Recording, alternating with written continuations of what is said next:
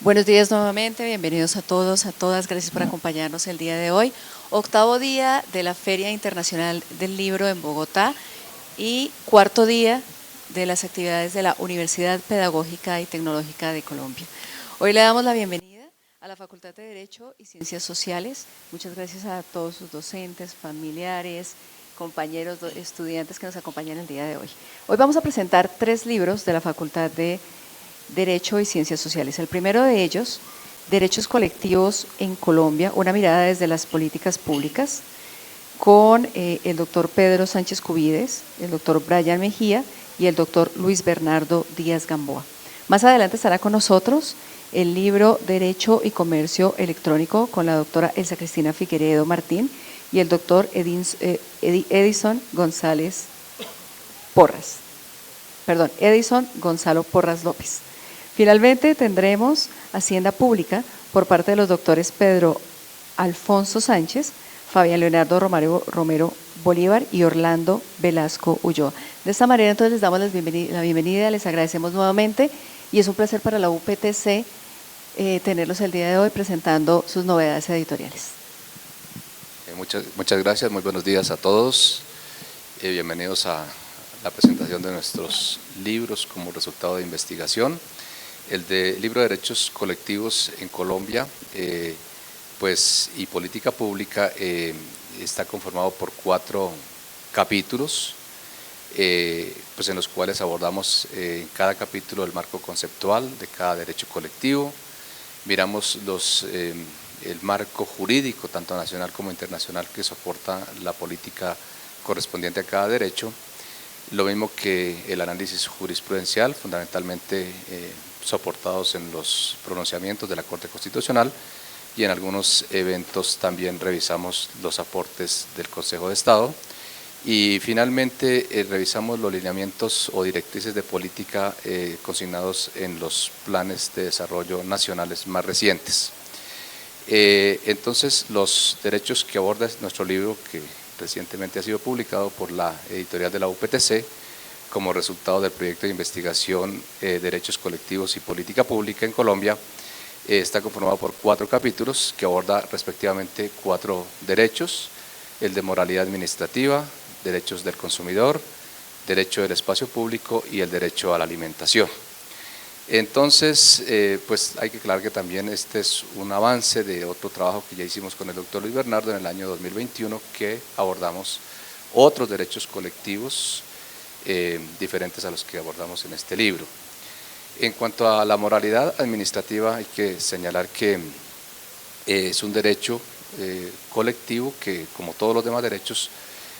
necesitan del instrumento que tiene el Estado para materializar dichos derechos, que son las políticas públicas, en aras de que se cumplan los fines del Estado y por su conducto hacer realidad el Estado social de derecho. En la moralidad administrativa señalamos que de la función pública se emana la función administrativa, y que la función administrativa se caracteriza por una serie de principios consignados en el artículo 209 de la Constitución, dentro de los cuales se encuentra la moralidad administrativa. Y este principio que está consignado en la Constitución, que además también es derecho colectivo, según el artículo 88, es bien relevante porque se ha consignado en la Constitución en aras de combatir un problema relevante de la administración pública colombiana, que la torna ineficiente e ineficaz, que es la corrupción pública. Entonces, quizás ese es el gran propósito de haber consignado el derecho a la moralidad administrativa como derecho colectivo y como principio. Nosotros en nuestro desarrollo analizamos los mecanismos para la protección de estos derechos colectivos, como son el proceso contencioso administrativo, la acción de tutela, la acción popular, la acción de grupo, como mecanismos relevantes para proteger estos derechos. Al igual que revisamos, ya les comentaba, el marco jurídico, que con respecto a la moralidad administrativa los encontramos en el artículo 208 y 209 y 88, como lo señalaba hace un momento, como principio y como derecho colectivo. Hacemos relevancia también y análisis a varias normas, entre esas la Ley 1474/2011, que es el Estatuto de Anticorrupción vigente, y el Código Disciplinario, que es la Ley 1952, entre otras normas que revisamos en nuestro libro detalladamente. También pues elaboramos la línea jurisprudencial sobre moralidad administrativa, en la cual encontramos los análisis que ha hecho la Corte Constitucional en diversos contextos en función de la moralidad administrativa, el desarrollo del concepto de moralidad administrativa que juiciosamente ha desarrollado la Corte Constitucional, lo mismo que también revisamos los análisis y los aportes que ha hecho la Corte en función de la moralidad administrativa como derecho colectivo y como principio constitucional. En cuanto a las directrices, sobre todo de los planes de desarrollo después del Estatuto Anticorrupción vigente, Ley 1474/2011, revisamos que hay una coincidencia en los diversos planes, y es que se soportan, por lo menos desde el deber ser del buen gobierno, caracterizado por la transparencia, la rendición de cuentas, la gestión pública efectiva, el ciudadano como razón de ser de la existencia del Estado a través de sus diversos entes, y la lucha contra la corrupción. Pero también señalamos que a pesar de ello, desafortunadamente la corrupción pública en Colombia sigue en ascenso, desafortunadamente, según el índice de percepción de la corrupción establecido por Transparencia Internacional, y pues eso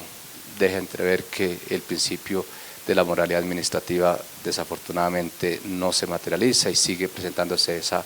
brecha, como pasa con los diversos derechos, entre esos los colectivos, entre lo declarativo y lo efectivo. En cuanto a al derecho de los consumidores, igualmente pues hacemos relevancia al papel del consumo en el desarrollo de la actividad económica, dentro del proceso que implica la producción, distribución y consumo, por supuesto, de bienes y servicios, y también como un factor importante en la constitución del Producto Interno Bruto. Entonces hacemos relevancia al peso que tiene el consumo, y pues el consumidor pues es la parte débil en la relación comercial, la relación de consumo, y por ello hacemos el énfasis en la necesidad de que el Estado pues a través de sus instituciones competentes pues proteja este derecho, haciendo aclaración que el derecho del consumidor pues tiene una protección tanto individual como colectiva.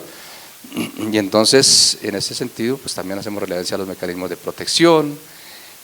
al marco constitucional de este derecho, establecidos fundamentalmente en el artículo 7º, el 77 y el 333 de la Constitución Política, y el Estatuto del Consumidor, la Ley 1480, entre otras normas que revisamos en detalle.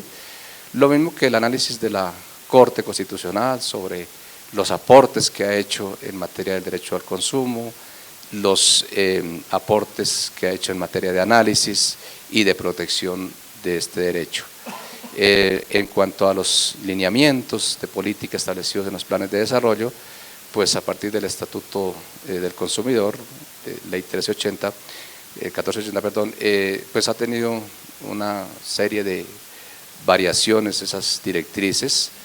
El plan del primer gobierno de Santos se caracterizó por modernizar institucionalmente para proteger este derecho. El segundo plan ya se orientó a establecer infraestructura para realizar eficazmente y eficientemente esta protección,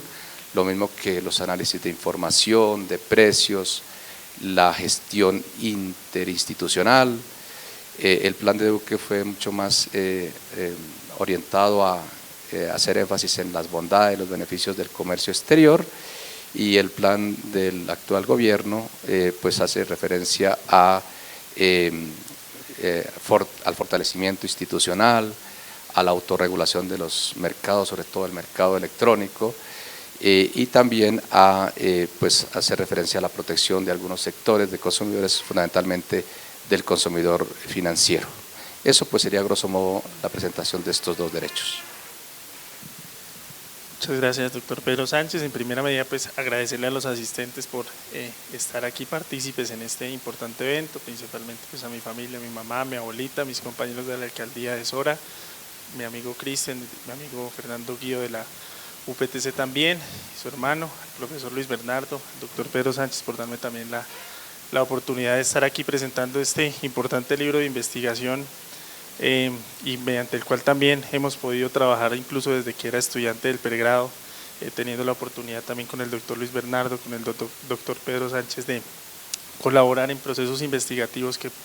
me han parecido pues también importantes y valiosos dentro de lo enriquecedor que han sido los derechos colectivos. En ese sentido,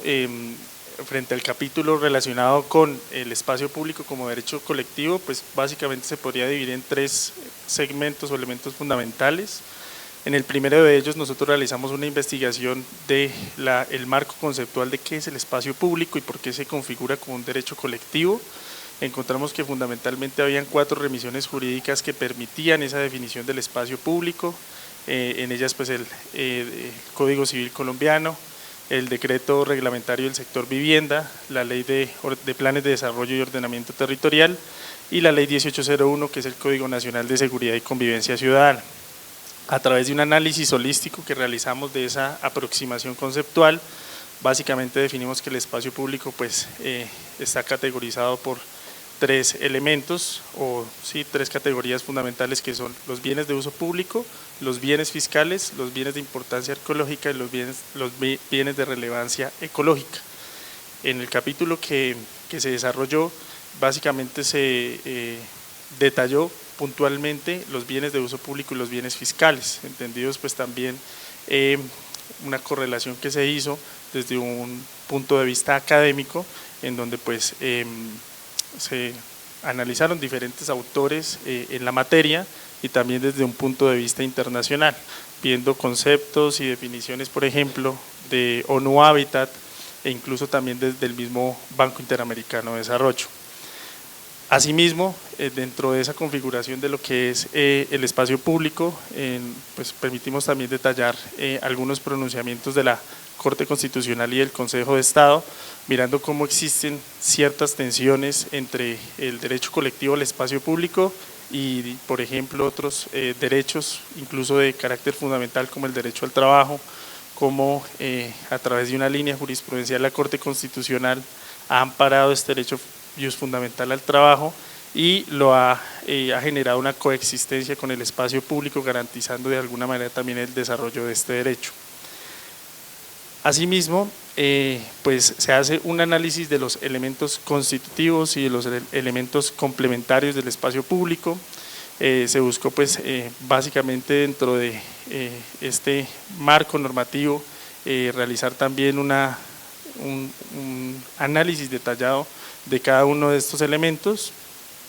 y finalizando también este capítulo pues se dieron unas conclusiones al respecto. Un segundo elemento del capítulo que también es importante es cómo se garantiza la aplicación del derecho colectivo a través de las políticas públicas, el cual se dividió en 2 elementos fundamentales. Encontramos que básicamente este derecho colectivo se garantiza a través de una vía administrativa que está a cargo de los inspectores de policía por medio de la ley 1801/2016 y el personal uniformado de la Policía Nacional, y también de una vía judicial mediante la cual pues también se ampara, pues tiene la característica de ser un derecho colectivo el espacio público a través de la acción popular. Dentro de este análisis que se hizo de cómo se garantiza el espacio público por estas vías tanto administrativa como judicial, pues encontramos una serie de artículos que protegen el derecho colectivo al espacio público, el artículo 140, el artículo 92, el artículo 77 de la ley 1801/2016 son artículos importantes a la hora de determinar comportamientos contrarios a la convivencia y el orden público frente a este derecho colectivo, y cómo también se aplican una serie de medidas correctivas a nivel administrativo ordenadas por los inspectores de policía y también apercibidas por parte de la Policía Nacional para hacer cumplir este derecho. Asimismo, encontramos pues unos elementos que de pronto para la comunidad en general es de conocimiento general, pero pues muy particularmente se hace un análisis, por ejemplo, de cómo los cuerpos de agua y las zonas o las franjas de protección hacen parte del espacio público con determinadas áreas de protección, las líneas férreas, los corredores viales de diferentes niveles también pues hacen parte de ese espacio público y de esa franja o zona de protección o franja de retiro, según sea el caso, y cómo pues cada uno de estos elementos también constituyen el espacio público. Finalmente, este capítulo aborda un reto fundamental a la hora de la implementación de las políticas públicas. Si bien sabemos, pues existen diferentes elementos de conformación de la política pública del espacio público, como el COMPES 3718 de 2012, que es el marco general de la política pública del espacio público. También existe pues los planes o los esquemas de ordenamiento territorial, los planes de ordenamiento territorial en donde se configura también el espacio público a través del Consejo Municipal. Pero pues existen unos retos fundamentales que es con lo que finaliza el capítulo y es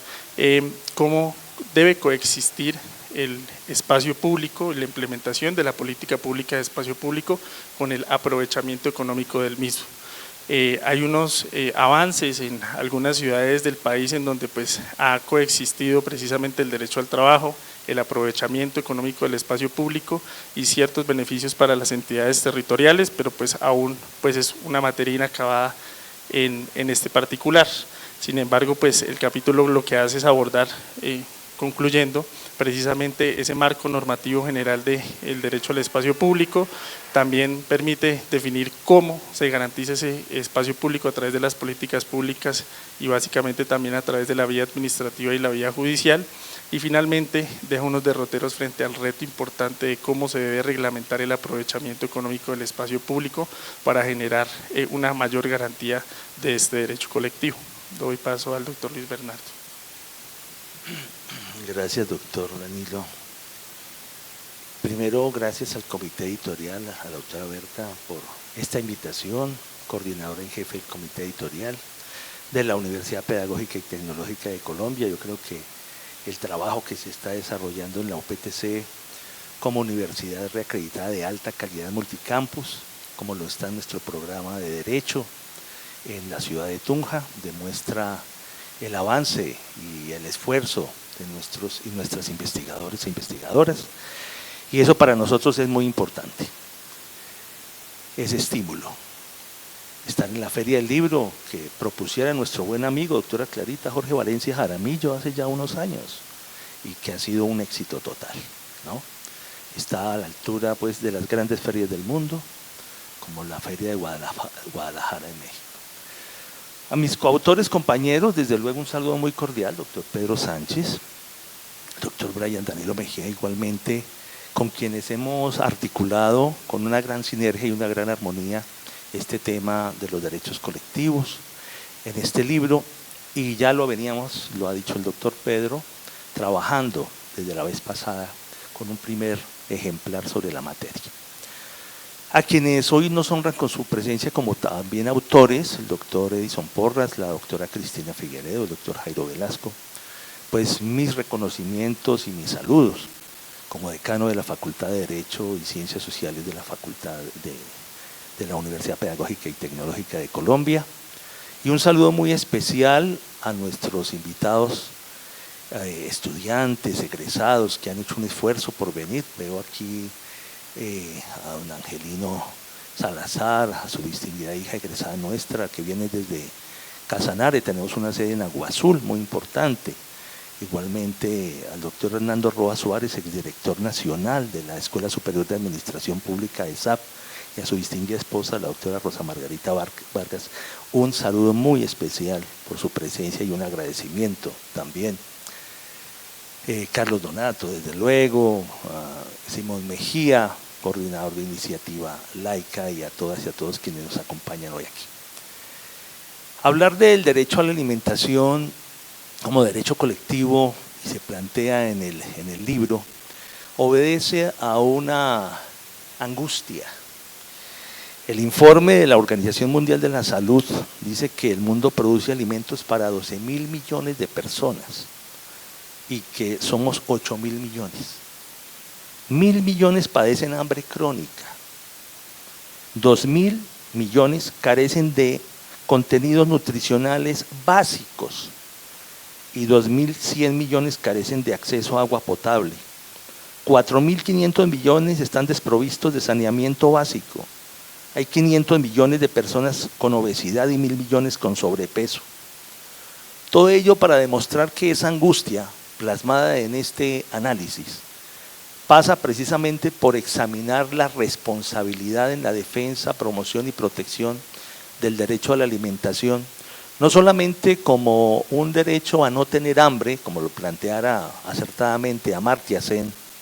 sino desde luego con todo un panorama de responsabilidades derivadas de políticas públicas que tienen que ver con el derecho de acceso al agua potable, con el tema de la tenencia de la tierra y la reforma rural integral, más allá de la reforma agraria, que es uno de los temas,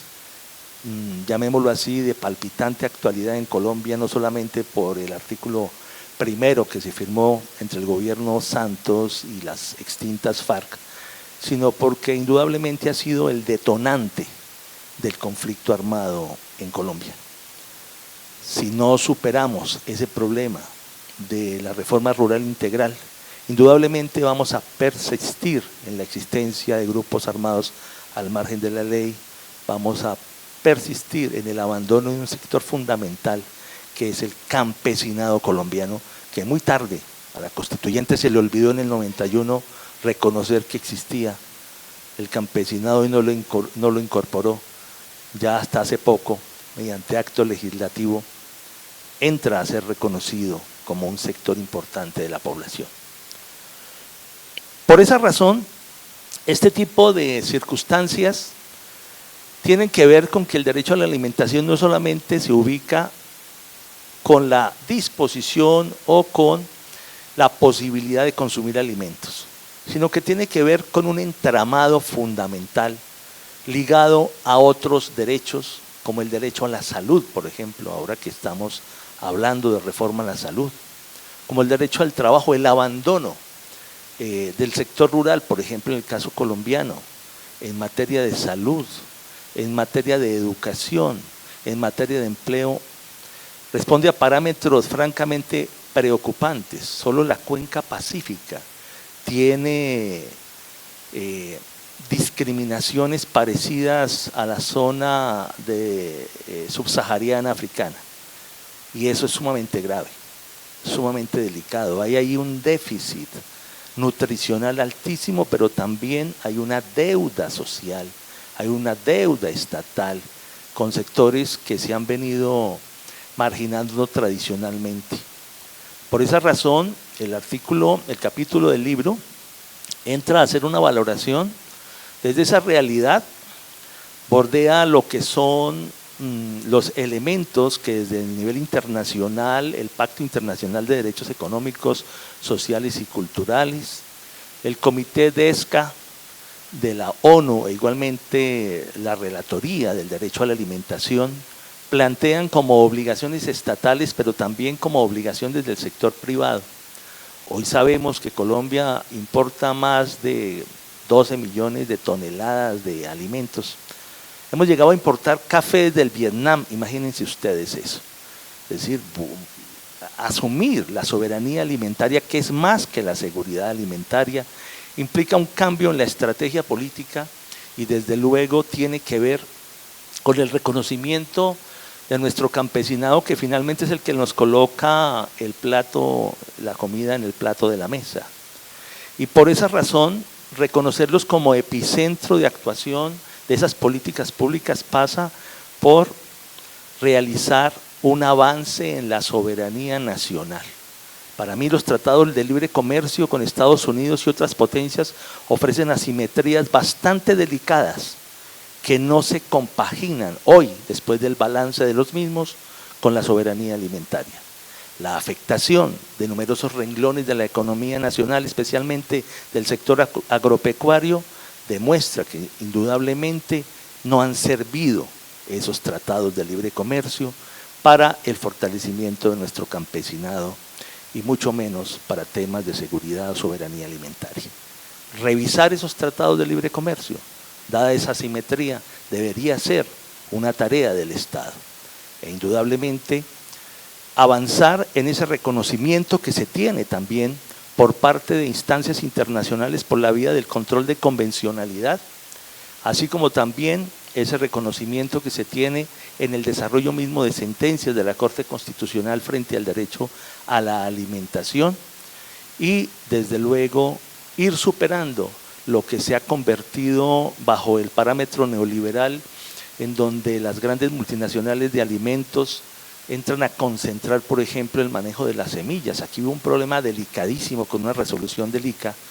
Instituto Colombiano Agropecuario, que prácticamente favorecía el monopolio de las semillas producidas por las grandes multinacionales, incluyendo semillas genéticamente modificadas e igualmente transgénicos, en detrimento de nuestras semillas ancestrales, de nuestra producción nacional. Por esa razón, el capítulo es sumamente crítico y desde luego llama la atención para que se supere ese modelo, que es un modelo de concentración internacional de la riqueza en muy pocas multinacionales. En el estudio que se hizo frente a los muertos por la pandemia del COVID, se encontró que morían más personas por el tema nutricional, por la falta de agua potable, que por el mismo COVID-19. Por esa razón, el tema persiste, pero es la codicia de algunos sectores internacionalmente interesados en concentrar la riqueza que no permite esa democratización en el uso, en el acceso a los alimentos inocuos, respetando desde luego las condiciones también ancestrales de la gastronomía de algunas comunidades. Están las normas, están los tratados internacionales, hay que ponerle voluntad política a esto para que se supere esta situación que inicialmente he mencionado, en donde se llega a problemas de autofagia, donde el cuerpo se autoconsume y se destruye, porque cuando un niño o una persona no come, pues indudablemente se produce esa autofagia. De manera pues que quería hacer una brevísima exposición de este capítulo, invitarlos a que contribuyan con sus luces también para seguir avanzando en este análisis y desde luego agradecer nuevamente a los coautores del libro por esa alimentación y retroalimentación permanente que siempre obtuve frente a este derecho a la alimentación. Muchas gracias y muy amables.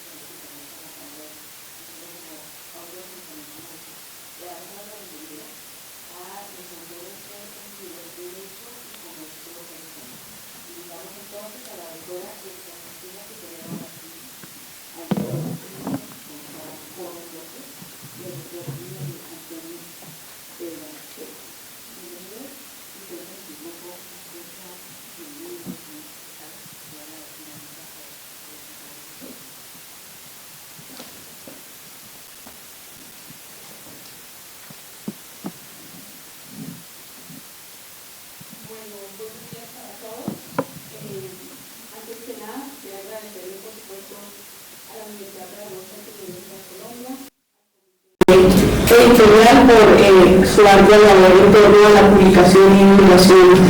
de estas obras, a la doctora Berta por todo el trabajo que desempeña. Extiendo un cordial saludo a cada una de las personas que nos acompañan en esta mañana, egresados, alumnos de la Facultad de Derecho, los colegas, igualmente un saludo de felicitación al doctor Luis Bernardo, al doctor Pedro Sánchez, al doctor Ryan Mejía por esa obra tan interesante que nos acaban de exponer. Extiendo igualmente un saludo cordial a los coautores de la obra que vamos a presentar a continuación, el doctor Ison Porras, el doctor Lionel Vega, que por motivos de fuerza mayor no nos puede acompañar en esta mañana, pero con quienes hemos venido adelantando desde hace un buen tiempo investigación en torno a este tema del comercio electrónico, de la influencia que tienen las nuevas tecnologías, la inteligencia artificial en torno a el derecho, en torno a todas las relaciones contractuales y todas las relaciones que rigen en materia de derecho y en materia judicial. El libro Derecho y Comercio Electrónico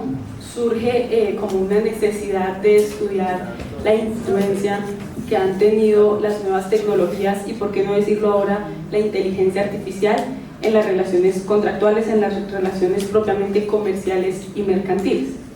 Para nadie es un secreto que las nuevas tecnologías en los últimos años han avanzado de manera vertiginosa y siguen avanzando a pasos agigantados.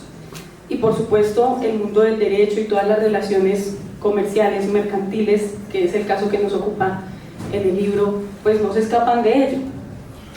Y es más, se han visto fuertemente, altamente influenciadas justamente por esas nuevas tecnologías.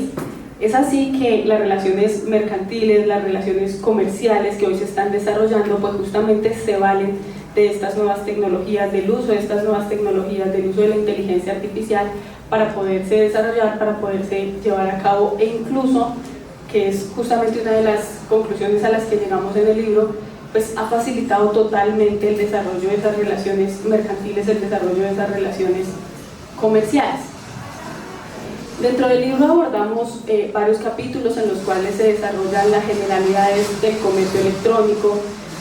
las generalidades del derecho mercantil, del derecho comercial, los principios, por supuesto, que rigen el comercio electrónico, las normas que rigen todas las relaciones mercantiles, dentro de las que se encuentran la ley modelo de la CENURMI y, por supuesto, para el caso colombiano, la ley 527 de 1999, que es la ley que se encarga de regular todo lo relacionado con las relaciones comerciales, con las relaciones mercantiles en torno a la firma digital y demás. En torno a ello, pues surgen unos principios de suma importancia, como lo son la neutralidad tecnológica, el equivalente funcional, y un principio que llama mucho la atención dentro de la obra que desarrollamos es el principio que dice: tiene que mantenerse lo que está regulado hasta el momento frente al derecho de obligaciones y al derecho de los contratos. El hecho de que estas relaciones contractuales se vean marcadas por el uso de nuevas tecnologías, se vean marcadas por el uso de inteligencia artificial, no altera los conceptos básicos que se han desarrollado por muchos años en torno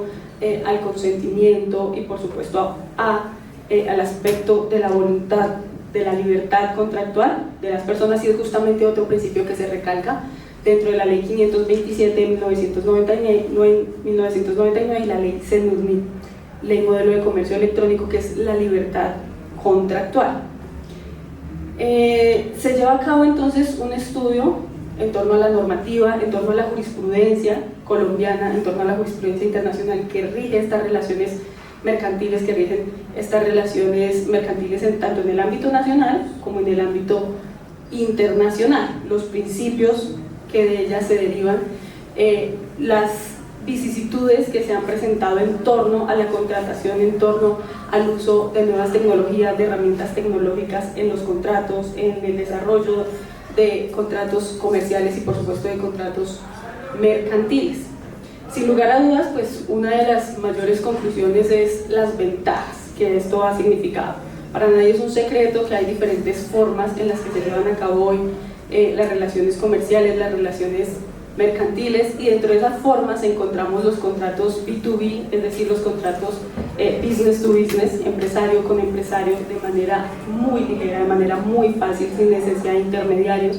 Y una de las formas contractuales que más nos llama la atención dentro de la obra es justamente los contratos B2C o business to consumer. Llama la atención bastante por las vicisitudes que se presentan en torno a la adhesión o a la particularidad del principio de adhesión en torno a estos principios business to consumer. Justamente realizamos un análisis acerca de la posible afectación o de posible configuración de un vicio del consentimiento en torno a estos contratos business to consumer, en tanto tiene que adherirse el consumidor a la oferta que le está realizando el empresario, obviamente a través de medios tecnológicos o en línea. Encontramos también los contratos, fíjense que esta modalidad o ese uso de nuevas tecnologías facilitan incluso los contratos C2C, es decir, consumer to consumer, que incluso, pues obviamente quitan de tajo todo intermediario permite una relación mucho más cercana entre los consumidores finales de bienes y de servicios, que es justamente lo que se regula a través del comercio electrónico, y por supuesto los contratos business to government, haciendo relación a aquellos contratos que ya relacionan o que ya, en los que ya interviene propiamente el Estado. Dentro de pues, ese desarrollo se analizan las problemáticas que se presentan en cada una de las cada uno de los tipos de modalidades de estos contratos, los principios que deben regir, que no se pueden apartar, principios que vienen no solamente de la norma sustancial del Código Civil, de la Ley 527 y por supuesto de la Ley Modelo de Comercio Electrónico. Y finalmente, pues dentro de esos primeros capítulos se llega a la conclusión que, si bien es cierto, hay una amplia regulación en torno al desarrollo de las relaciones mercantiles y comerciales que se dan bajo el uso de nuevas tecnologías, bajo el uso incluso de inteligencia artificial, porque hoy ya vamos más allá, pues sí quedan algunos aspectos de los cuales, unos aspectos importantes de los cuales en su momento tendrá que ocuparse el legislador frente a esas vicisitudes, frente a esas problemáticas que directamente terminan afectando al consumidor, sobre todo, como lo mencionaba anteriormente, en esos contratos de adhesión. Contratos en los que seguramente hay todavía mucho que decir, falta pronunciamiento, por supuesto, esos vacíos legales, esas anomias que deberán ser llenadas por el legislador o por la jurisprudencia en torno a las problemáticas que ya se están presentando, incluso con el avance que se ha presentado en los últimos 2-3 años, el avance que se ha presentado en ese interregno en torno al uso de nuevas tecnologías, pero sin lugar a dudas, pues es una realidad que por supuesto han aprovechado y hemos aprovechado no solamente desde el punto de vista del derecho, sino desde el punto de vista comercial, y seguramente es apenas una primera parte, porque los avances que se vienen en torno a estas prácticas y a este tipo de comercio electrónico pues continuará avanzando. Y como bien lo mencionábamos en el libro, el derecho no puede ser ajeno. El agente regulador, el agente que regula todos estos aspectos no podrá ser ajeno y deberá ocuparse de esas vicisitudes que se presenten en torno a esas problemáticas. De igual manera, pues se estudian desde el punto de vista no solamente sustancial, sino incluso desde el punto de vista procesal, para lo cual le doy el uso de la palabra al doctor Edison. Bueno, muchísimas gracias. Un cordial saludo a todos los presentes, cordial afectuoso saludo, un saludo muy respetuoso al decano de la facultad, doctor Luis Bernardo Díaz, al doctor Pedro Sánchez, al doctor Brian, en la presentación de su libro. La verdad, de esa presentación ya quedó la espinita para leerlo. Me pareció muy interesante el tema de las políticas y la subdivisión que hicieron en los capítulos, lo cual pues llama la atención, y esperamos que este texto de Derecho y Comercio Electrónico pues tenga ojalá el mismo impacto que me generó a mí la presentación anterior. A la profesora Berta un cordial saludo y un agradecimiento especial como la persona encargada de llevar a cabo este evento por parte de la universidad, y a través de ella pues felicitar la labor del comité editorial, de la vicerrectoría de investigación y obviamente la labor de nuestro señor rector y los vicerrectores de la universidad. Un cordial saludo de amistad y cariño a Cristina, mi colega y coautora del libro, al doctor Leonel Antonio, que se encuentra en España y por eso hoy no nos puede acompañar, está haciendo algunas labores de investigación también en una salida con la universidad. Y pues sin extenderme más, más que agradecerles a ustedes por estar acá, pues este libro de Derecho y Comercio Electrónico, desde la presentación que hace la doctora Cristina,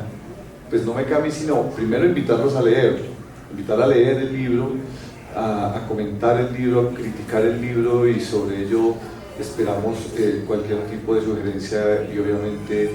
utilizarla para una retroalimentación al futuro, una posible segunda edición o seguir avanzando, porque básicamente es un tema novedoso y es un tema que al estar al orden del día va a venir siendo modificado permanentemente, sobre todo, por ejemplo, el tema de la ley 572, la ley 512, lo que tiene que ver con el documento electrónico como tal. Muy bien, desde el punto de vista procesal, pues obviamente, lo dijo claramente la doctora Cristina, las normas sustanciales, la base sustancial de los contratos, las obligaciones no va a variar en su tipología, no va a variar en sus principios y en lo básico. En lo procedimental, digamos que tampoco va a presentarse un cambio fuerte, básicamente donde tendríamos algunos problemas, algunas dificultades, que es la que se evidenció en el libro y de las que de pronto se dejan algunas conclusiones o algunos aportes a futuro, es en el tema de las pruebas que quedan a la celebración de estos tipos de negocios en comercio electrónico, comercio en la web, comercio a través de páginas en internet como tal. Pero es un tema al que finalmente nosotros le hemos apuntado con toda claridad, es decir, es un tema fundamentalmente básicamente de contradicción de la prueba documental, porque fundamentalmente en el mundo, y Colombia no ha sido ajeno, el documento se presenta en muchas acepciones. O sea, lejos de pensar que el documento es el contenido de un escrito o aquel que se individualiza a través de signos lingüísticos de comprensión universal que todos conocemos como el alfabeto, el documento es cualquier cosa que represente un comportamiento, una conducta, independientemente del continente y el contenido. Obviamente el contenido será lo que muestre el continente en donde se evidencia o el objeto que lo muestra. Por tal razón, el documento es cualquier objeto que represente una foto, un calco, y por tanto, pues, documento electrónico viene a ser todo lo que se genera a través de la web, a través de la inteligencia, a través de la tecnología, etcétera, etcétera, que obviamente también tiene un carácter representativo y obviamente también tiene forma de evidenciarse, de demostrarse, etcétera, etcétera. ¿Qué dificultades se presentan? Obviamente las dificultades de la transmisión de ese tipo de documentos,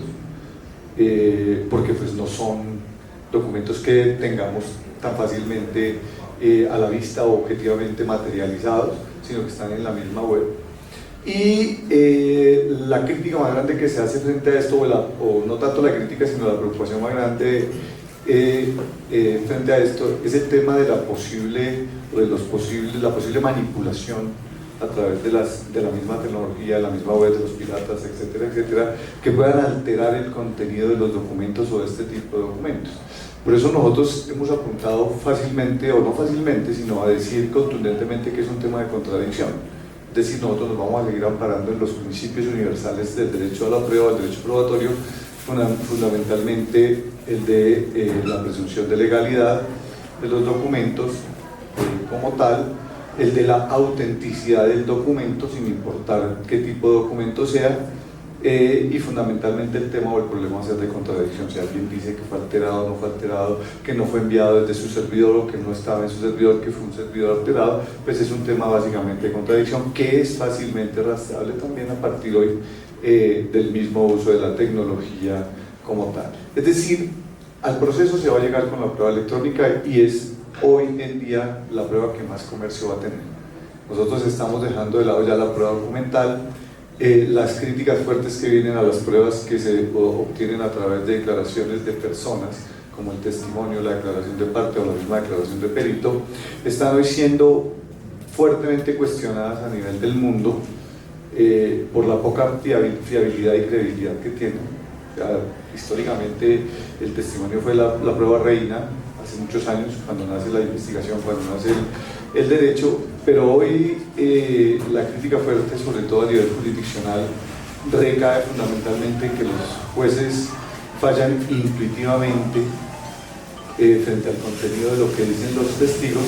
sin que exista una concreción objetiva de la realidad que lleve a una decisión que sea suficientemente justa.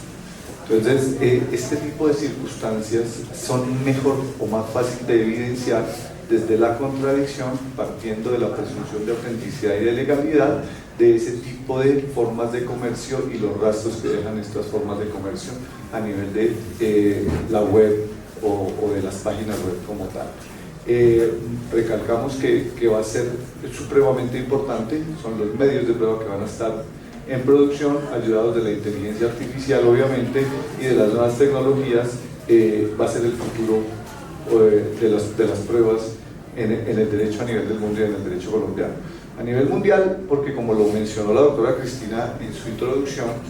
el modelo de comercio electrónico es utilizado a nivel mundial con la UNCITRAL y la CENUSMI. Es decir, que nosotros estamos realizando hoy desde nuestra casa una compraventa por Amazon, por Mercado Libre, etcétera, etcétera, y lo podemos estar consiguiendo desde el exterior hasta nuestro hogar, hasta nuestra casa, como tal. Es decir, estos documentos, estas evidencias, estos medios de prueba, todo lo que surge de ese tipo de contratación, lo vamos a tener ya a partir del uso de las tecnologías. Y pues obviamente no nos podemos negar, no nos podemos cerrar al avance de la tecnología, y lo que buscamos con el libro precisamente es introducirnos en esa tarea, introducirnos en esa nueva forma de estudio y de ver la forma de contratación y las evidencias en materia probatoria que de esto o que de ello surja. Básicamente esta es la presentación, invitación cordial a que lean tanto el libro anteriormente presentado de políticas públicas, este libro, trabajo de investigación de hace muchos años del grupo CITEC, que pues ya han tenido varios productos, varios libros en el marco de lo que ha sido básicamente nuestra política investigativa de acceso a la justicia, el derecho de acceso a la administración de justicia de las personas. Dentro de ellos pues se han publicado libros como Acceso a la Justicia y Tutela contra la Violencia Judicial, Acceso a la Justicia para las Víctimas en el Conflicto Armado, en el marco de la JEP, un libro también en coautoría con la doctora Cristina, y pues otros textos que hemos tenido, que tenemos también en el tintero, más este que hoy se suma y que hoy presentamos a la comunidad, no solamente de la universidad, sino a la comunidad nacional, para pues de una u otra manera aportar en estas nuevas discusiones y frente a estas nuevas temáticas que obviamente nos están atropellando y de las cuales pues no nos vamos a dejar atropellar, sino por el contrario vamos a tener el conocimiento necesario para seguir avanzando. Mil gracias por su asistencia y por la atención que nos han prestado. Perdón. Muchas gracias a la doctora Elsa Cristina Figueredo, al doctor Edison Gonzalo Porras. Invitamos ahora en estos últimos 10 minutos al doctor Pedro Alfonso Sánchez Cuides, al doctor Fabián Leonardo Romero Bolívar, al doctor Orlando Velasco Ulloa, quienes van a hablar acerca de su libro Hacienda Pública. Así que les doy la palabra sin más espero. Muchas gracias. Muchas gracias, doctora Berta, por esta oportunidad que nos da a través del Comité Editorial de la UPTC, nuestra universidad. También agradecer a la Facultad de Derecho y Ciencias Sociales de la UPTC, en cabeza del doctor Luis Bernardo, nuestro decano y compañero coautor del primer libro que presentamos, a todos los profesores de la Facultad de Derecho que nos acompañan, a nuestros compañeros de la labor académica en materia de presentación de libros, como el doctor Porras y la doctora Cristina, a los estudiantes, a los egresados de nuestra facultad, un atento saludo. Quiero también expresar un saludo muy especial a mi hija Laura Isabela Sánchez, y se encuentra acá, coincidió su visita del colegio con la presentación de los libros, al ingeniero Carlos Cantillo, que también nos está acompañando, bueno, y a todos, absolutamente a todos los presentes, un saludo muy especial. Este libro que presentamos y que tengo el honor de también acompañar por segunda vez presentación de otro libro, lo escribimos con el doctor Orlando Velasco. Nosotros nos hemos especializado en el área de la hacienda pública también. Cada uno pues tenemos varios libros de la hacienda. Durante muchos años hemos combinado la teoría y la práctica en materia de hacienda pública, asesorando a entidades del Estado en este campo y también pues publicando varios textos. Pero entonces con el doctor Leonardo Romero, que no pudo estar hoy por situaciones de fuerza mayor, escribimos el libro Hacienda Pública, que recientemente ha salido al mercado y que se caracteriza por algo bien interesante, y es que se concentra en el aspecto teórico de la hacienda pública, pues buscando un texto que permanezca en el tiempo, por eso no nos soportamos tanto en norma jurídica para que no se desactualice tan rápido. Desafortunadamente los textos jurídicos tienen esa desventaja, y es que las normas están cambiando a una velocidad impresionante, y entonces por eso nos concentramos sobre todo en un marco teórico de la hacienda pública. Lo conformamos en 6 capítulos, uno que desarrolla pues, el marco conceptual, otro capítulo que revisa el crecimiento económico y su papel en la hacienda pública, lo mismo que las 3 grandes funciones de la hacienda pública: la distributiva, la de estabilidad y la de asignación, y finalmente revisamos aspectos sobre los bienes públicos. Entonces, pues yo voy a hablarles de algunos aspectos. El doctor Velasco tendrá la oportunidad también de presentarnos algunos otros aspectos, y es que en el marco conceptual de la hacienda pública pues revisamos la evolución histórica del concepto, partiendo de los momentos en que la hacienda pública era sinónimo de finanzas públicas, que se concentraba fundamentalmente su estudio en los ingresos, en los gastos, en aras de que el Estado pudiera cumplir sus fines. Pero en la medida en que ha avanzado la doctrina, la jurisprudencia, este concepto también se ha ampliado a otras aristas diferentes a los elementos propios de las finanzas públicas, tanto así que ha llegado a analizar impactos de los gastos, de los ingresos en el bienestar social, los aspectos de derechos de propiedad, aspectos que tienen que ver con las regulaciones en el ámbito de la hacienda pública, externalidades, inclusive en la formación de política pública, entre otros campos de acción, tanto así que hoy en día la hacienda pública es asumida como sinónimo de economía pública. Entonces ha sido muy importante el avance y el protagonismo que tiene esta ciencia, que adicionalmente pues se relaciona con otras áreas. Es una ciencia interdisciplinar, ¿no? Porque se relaciona con diversas áreas del derecho: el derecho constitucional, el derecho administrativo, el derecho penal, el derecho internacional, el derecho tributario, pero también se relaciona con la economía. Va muy de la mano esa articulación de la hacienda pública con la economía, las políticas públicas, la ciencia política, la contaduría pública, y entonces nos concentramos a revisar esos aspectos, esos vínculos, esa evolución del concepto, y lo mismo los aportes que diversos autores que han pertenecido a diversas escuelas de pensamiento económico pues han realizado para fortalecer ese discurso: los mercantilistas, la escuela clásica, la escuela marxista, neoclásica, keynesiana, neoliberal, y de esa manera pues desarrollamos ese marco conceptual para después concentrarnos en el ámbito del crecimiento económico y la hacienda pública.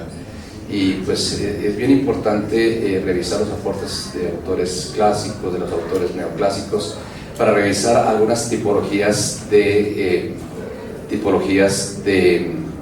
crecimiento, como el crecimiento endógeno, el crecimiento exógeno y el crecimiento soportado en el gasto público. Y finalmente, en lo que me corresponde, revisamos los bienes públicos y su papel que tienen a la hora de cumplir los fines del Estado, de generar bienestar colectivo, lo mismo que la clasificación de los bienes públicos, las externalidades, el subsidio de la oferta, el subsidio de la demanda, el desarrollo del servicio público, del aspecto de la jurisprudencia y la doctrina, y finalmente abordamos los bienes públicos globales en el contexto, por supuesto, de la globalización, desde su marco conceptual y las tipologías de esos bienes públicos globales. Bueno, estamos hablando de hacienda pública justamente porque el tamaño del sector público ha crecido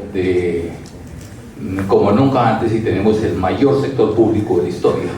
Para resumirlo, en 1950 el tamaño del sector público era del 5%, nos gastamos 40 años y en el 91 aumentó al 10%, se duplicó, y en solo 35 a hoy se ha multiplicado por 1.5 veces.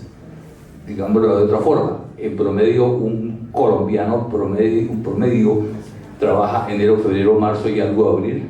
para aportarle al Estado, y parece inexorable que ese crecimiento continúa. Los hace recordar algo que ya Wagner lo había escrito hace más de un siglo. ¿Cuál es el punto de inflexión? Pues parece que no paramos, porque tirios y troyanos quieren tener un sector público cada vez más grande en aras de la satisfacción de los bienes y servicios que la sociedad continúa. Y es que de manera simple, y eso lo ponemos aquí en el libro, hay un capítulo para cada una de las funciones fiscales que Musgrave y Samuelson lo plantearon. ¿Qué tipo de necesidades vamos a prestarles a la sociedad? Y uno pudiera pensar, bueno, en un modelo muy simplificado, pues hay unos modelos o unos bienes privados como mi camisa o la empanada de la cafetería, donde es más lógico que haya un oferente y un demandante. Pero cuando empezamos a encontrar necesidades colectivas, la vigilancia de mi edificio o el acueducto o cualquier otro servicio que llamamos público, necesitamos o la cooperación o algún benevolente, la fuerza, la autoridad, la tradición o el mercado para solucionarlo. Nosotros nos hemos concentrado en este último, en el mercado, pero el debate se concentra en que quién lo debe prestar, el Estado o el mercado. Tirios y troyanos, vuelvo a decir, están conscientes de que necesitamos alguna institución llamada Estado. Y todos los teóricos, excepto eso que Marx diría en la etapa superior del socialismo, donde el Estado desaparece como la rueca, querrán un Estado, pues hay que financiarlo. Y entonces viene la otra pregunta, que está implícita en el documento también: ¿cómo hacemos para seleccionar los bienes y servicios que necesitamos? En el sector privado, pues básicamente es el precio. El señor de la empanada saca a ofrecerlas porque alguien está votando, y millones de veces en el supermercado estamos votando todo el tiempo. Pero en el sector público, más educación universitaria o más educación primaria, gaseosa o dulces mijo. Entonces, en el sector público, una forma de seleccionarlo es a través del voto, pero el voto es del tipo ancheta. Seleccionamos los bienes, votamos por ellos cada 4 años y no hay posibilidad de seleccionar uno u otro oferente. ¿Cómo estamos de tiempo? ¿Ya? ¿No? Ya la invitación para cerrar. Bueno, entonces ahí viene el debate, porque si queremos más Estado, ¿hasta dónde aumentamos la cuota tributaria? Y nos trae a colación también la curva de Laffer. Podemos aumentar el porcentaje de la imposición, pero llegará a un punto de quiebre donde en vez de recaudar más, se recauda menos. Ya Smith lo había escrito: 2 más 2 no siempre es 4, 2 más 2 a veces da 1. Entonces, también viene el planteamiento: ¿qué reglas de juego construimos entre todos para financiar el Estado? Pues habrá unos principios tributarios. El más importante tal vez, el de legalidad. 810 años cumplimos desde Juan sin Tierra, donde decimos no imposición sin representación. El otro, el principio de progresividad. ¿Qué tanta progresividad le imprimimos a esa imposición? Recordamos aquí a Piketty, el francés, donde dice inclusive metamos el 90% al 1% del más rico. Pero también es más fácil de decirlo que hacerlo, porque los capitales caminan con los pies, y si me imponen más imposición en un sector, pues lo traslado para otro. De manera que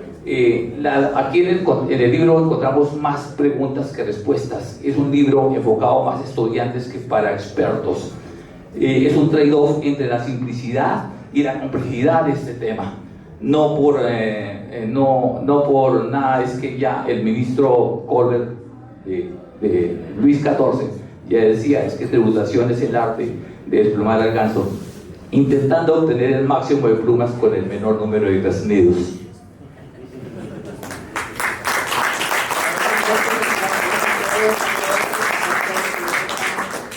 Profesores, muchas gracias por estar acá, y los invitamos a seguir leyendo los libros de nuestros autores, que evidentemente nos dejan mucho para la reflexión. Le agradecemos mucho a la Facultad de Derecho y Ciencias Sociales por estar hoy con nosotros, y los esperamos en nuestras próximas actividades de la UPT.